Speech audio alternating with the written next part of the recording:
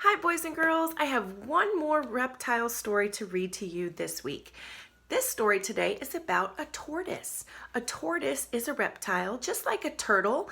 Both a tortoise and a turtle have a hard shell that protects their body, but a tortoise lives on land. Most turtles live in water.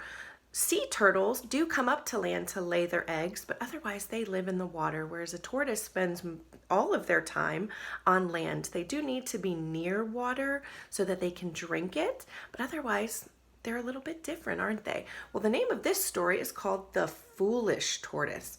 What do you think that word foolish means? You know, someone who's foolish might not be making the best choices or the wisest choices. They're making choices that they might have to think about later on. Well, this story, the pictures were done by Eric Carl, one of our favorites. Who draws the pictures of a story? That's right, the illustrator draws the pictures. Very good. The words were written by Richard Buckley. What do we call the person who writes the words of a story? The author. Very good. Well, while we're doing this, let's take a look. What do we call this part of the book? It holds the book together. It's the spine. Very good. It has a very important job. This, boys and girls, is the front cover. You see it has the title up top. Then we turn it around. We have the back cover. I know you guys already know that. You are so smart. Just checking. All right, well, The Foolish Tortoise. Look how colorful this is. Let's see what happens in this story. A tortoise, tired of being slow, impatient to get up and go. Slow go. We know what kinds of words those are. Rhyming words. Very good. Took off his large and heavy shell and left it lying where it fell. Hooray, he cried, now I've been freed. I'll see the world at double speed. So boys and girls, if he thinks he's faster without his shell, do we think that maybe he thought his shell was too heavy and it was slowing him down? I think so. Though faster, he was not express, and his protection was far less.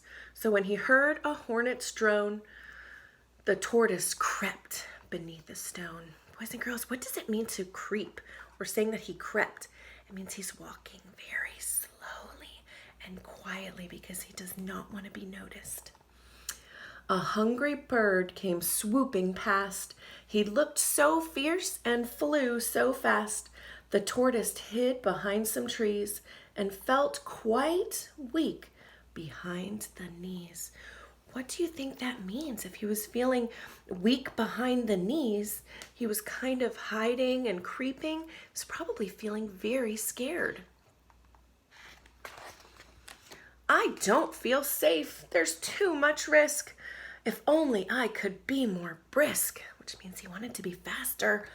He headed for the riverbed. A fish swam up.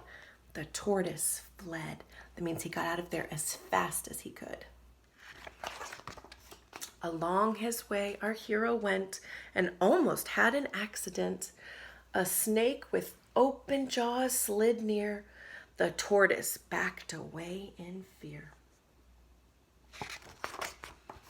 A hare, a hound, a horse raced by. So rapidly they seemed to fly. The tortoise gasped, sat goggle-eyed. I'll never be that quick, he sighed. Oh, look at all these very fast creatures. He wandered on. The sun rose high. I wish I had more shade, he cried. A sudden thunderstorm swept in and soaked the tortoise to the skin. How do you think he's feeling? Do you think he's thinking about that choice he made earlier in our story to get rid of his shell? I don't know. Take a look at his face. Very sad. The wind rose up, and soon the breeze was bending branches in the trees. The tortoise shivered. Now I'm cold. I wish I hadn't been so bold. I think I've lost the urge to roam. I think it's time that I went home. Without my shell, I don't feel right. So when his shell came into sight, He climbed back in and said good night. And so boys and girls, how do you think he was feeling by the end of the story? Do you think he regretted his decision to let go of his shell? Do you think maybe he thought that wasn't a wise choice? Well, I am so glad that he came to realize how much protection and warmth and how important his shell was by the end of our story. All right, I look forward to seeing you guys next time. Bye.